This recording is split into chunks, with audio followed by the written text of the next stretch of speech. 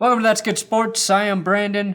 I'm wearing a cool backwards hat just to trick Colin Cowherd into talking about me, Perna. But if you're trying to be cool, or you're a little too silly, or you're a showboater, not going to work. Now, DK Metcalf here is intelligence, and Colin Cowherd is the 49ers' Marcel Harris. Good God, what is DK actually made from? It is not human flesh and bone. My guess, titanium and Viagra. Today, I will show you how little you actually have to know about football to work at Fox Sports.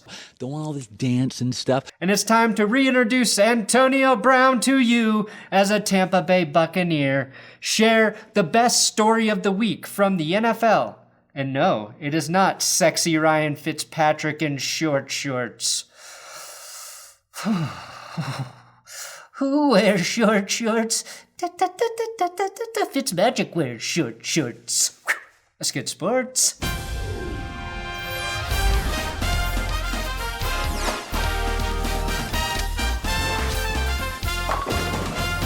Boo-boo! Yeah, subscribe to this YouTube channel. Today's episode is sponsored by Magic Spoon, my favorite cereal.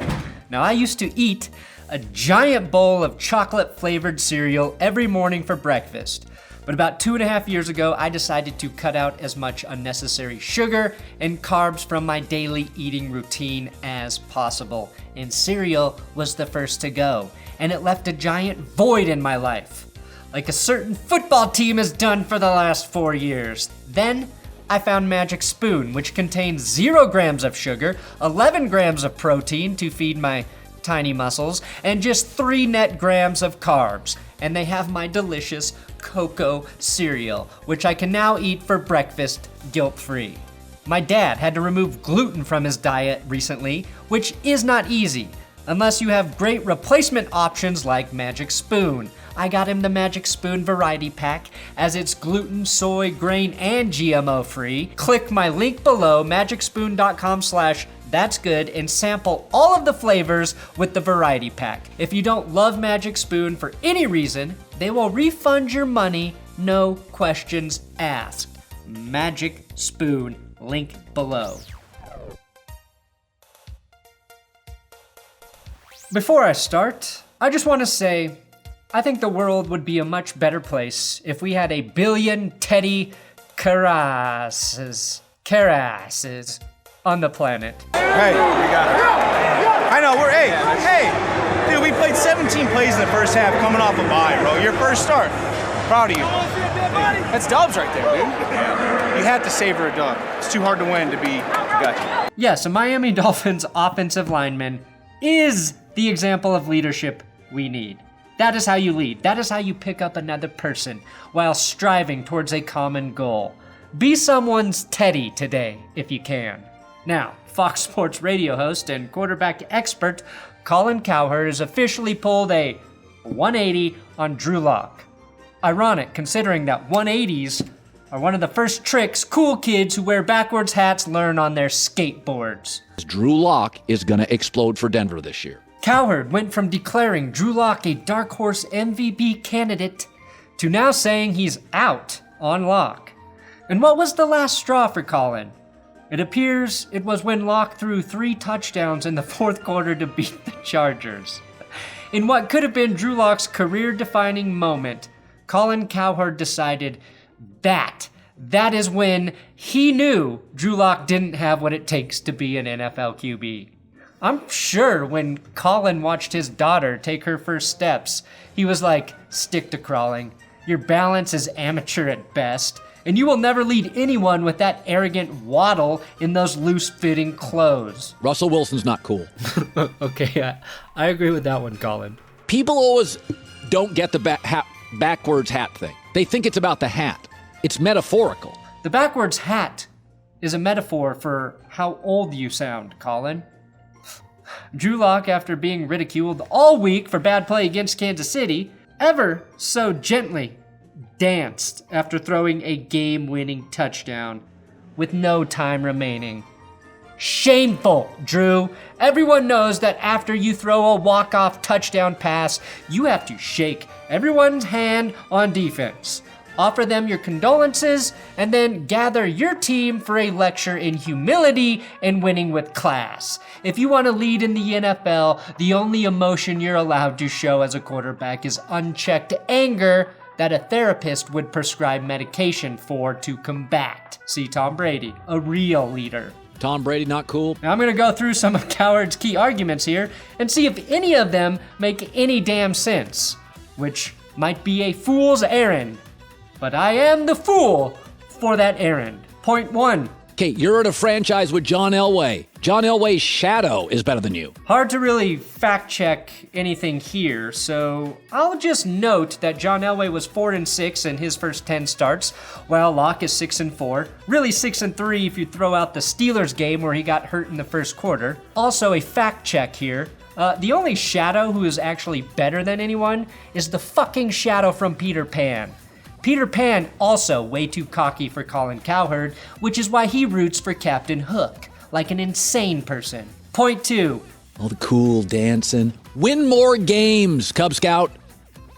Win more games. I don't agree, Colin. It feels like just about every game he dances, Drew Lock wins, including the one you're complaining about right now. Point 3. Patrick Mahomes is cool without trying. Patrick Mahomes is cool. Look, if Patrick Mahomes is cool, we might have to start at ground zero and get Colin's exact definition of the word cool. Point 4. Quarterback is not a position to be cool. Quarterback's not a cool position. I don't know, the guy who is widely accepted as the greatest quarterback of all time is nicknamed Joe Cool. Wrong, there we go. That's the Joe. It's the coolest position in all sports, by far. You never hear about the hottest girl in school going out with the nickel corner or left guard. Certainly not anybody from the baseball team. Point 4. Yeah, how about new rule? Win a Super Bowl before you do that nonsense. Thanks, Colin. I didn't know someone could take Bill Maher's bit and somehow make it douchier. Here's my new rule for you, Colin. Watch Footloose and get back to me. How would you account for the proliferation these days of this obscene rock and roll music with its gospel of easy sexuality? Because right now, Drew Lock is Kevin Bacon and you are John Lithgow. Tom Brady not cool? Is Colin Cowherd the backwards hat of Satan's dick? That's what I wanted to title this episode. But I know YouTube would have demonetized me if I did. But I just wanted you to know exactly where my heart was on this situation. Moving on, a feel-good story from the New York Giants. You guessed correctly, it is not about the team winning games, but I really appreciate what Logan Ryan shared about a team trainer saving his wife's life this week. My wife flew down to Florida to go vote, a very important state for this vote. My wife actually flew down there to go vote and check on our house. We have a house in Florida. To be clear, Florida does allow mail-in voting, but the reason his wife flew to Florida to vote was because the rules on female-in voting are still a bit confusing. And she was having some stomach pains, and it was 1 a.m., and I was banged up after the game as well, and I was leaving the stadium at 1 a.m., and she was telling me about some pain she had in her stomach, and I told her, she wanted to sleep it off, and she was in extreme pain, but she said she'll wait till the morning. I talked to one of our trainers about the symptoms. He said, no, she needs to go to the ER.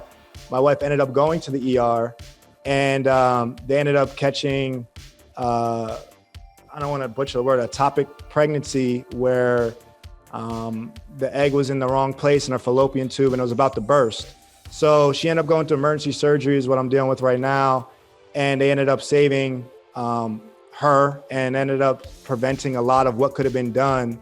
And I was a trainer on our team, Justin Mayer. That is the kind of football story we needed to hear this week. A life was saved because a team trainer cared about a player and his family off the field. It's exactly like what Tom Brady is doing for Antonio Brown right now. Except instead of saving someone's life, Tom is housing a man accused of rape and sexual misconduct by 2 different women so he can win more football games. Other than that, it's very similar. Here we are. Antonio Brown's season is back, and the NFL is embracing him as a member of the Buccaneers. None of I've done in the past matter. Right now, Antonio Brown's lawyers are trying to postpone his sexual assault civil suit. That is supposed to transpire around the first week in December. If he is found guilty of sexual assault, he won't be allowed to play football, which is why they want this moved until after the season. If they were confident of his innocence, they would want to get that shit done as soon as possible. I genuinely hope Tom Brady helps make AB a better person. I also hope Antonio Brown is innocent, and not because I want to watch him play football, because that would mean that one less woman was a victim of sexual assault. Knowing everything we know about AB, I think the NFL would be better off waiting to employ him until a jury actually has a chance to look at this case. It's not like this is the first, or second, or third, or fourth, or fifth, or sixth, or seventh offense by Antonio Brown. But that's a bunch of me well-wishing. AB will play this weekend against the Saints, and we'll all be watching. Now, everybody's been a bit tense this week. That's pretty obvious. Fortunately, we have Ryan Fitzpatrick wearing the ball-hugging shorts. The tightest ball-hugging shorts I've ever seen to cheer us up. Now, Fitzmagic is a special breed of man. The kind of guy to lose his job the way he did and then come back with grace and then rock these beautiful short shorts in honor of Isaiah Ford, who was just traded to the Patriots, where it's too cold to wear your shorts in such fashion. Is this okay, Colin? Is Ryan Fitzpatrick trying too hard to be cool right now? Both figuratively and literally in those shorts. That is a great way to stay cool. Or does that not matter and you're gonna knock him anyway because you're threatened by his proportionately sized penis? Huh, Colin? Atlanta edge rusher Takk Mckinley was apparently not very happy that he's still a Falcon after the trade deadline. McKinley tweeted that he requested a trade last season, and the Falcons turned down a second for him. This year, they turned down a fifth and a sixth. The Falcons aren't happy with Takk sharing in-house secrets, and according to their interim head coach, Raheem Morris, they're going to hold him accountable. And by hold him accountable, they mean make him play every snap on a defense that is shitty as a punishment. Of course, who could have predicted the guy who did this when he was drafted? Come on, man! God damn! Get to the damn quarterback! Yo, get to the quarterback! That means every fucking thing to me. Excuse my language. Man, find me later, man. Find me later, man. This means everything to me. Might turn into a disgruntled employee. He hadn't even played a snap and he was already talking about getting fined. The best part of that draft clip, though, in hindsight, is listening to Mike Mayock talk about how good Atlanta had been at drafting defense, and then hearing the first two names come out of his mouth as Thomas Dimitroff and Scott Pioli, the last two drafts have drafted Vic Beasley, Jalen Collins. Collins is a free agent, and Beasley, who Atlanta let go this offseason, just got cut by the Titans. Well, at least Mike Mayock has been great at drafting defense for the Raiders. Now, the Panthers were treading water, and they've fallen off a bit recently. So it's going to be huge now that they're getting back their best player and probably the best running back in the league in Christian McCaffrey. McCaffrey has been out since week 2 after filing a restraining order against this creepy dude who wouldn't stop whispering to him about how he wanted to give Christian a baptism in a bath of milk. Now that that guy's been suspended, McCaffrey can return. Mike Davis did a nice job filling in for McCaffrey, picking up 4.2 yards per carry and catching 38 passes as a starter.